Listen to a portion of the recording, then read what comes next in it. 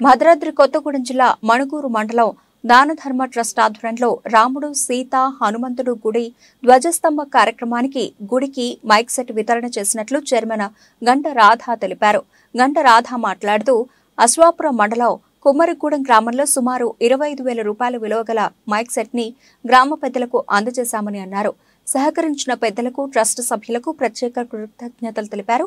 ఈ కార్యక్రమంలో ట్రస్ట్ సభ్యులు రామాదేవి, శ్రావణ్, కుమ్మరిగూడెం సర్పంచ్ పాయం భద్రయ్య, గ్రామ పెద్దలు పాల్గొన్నారు.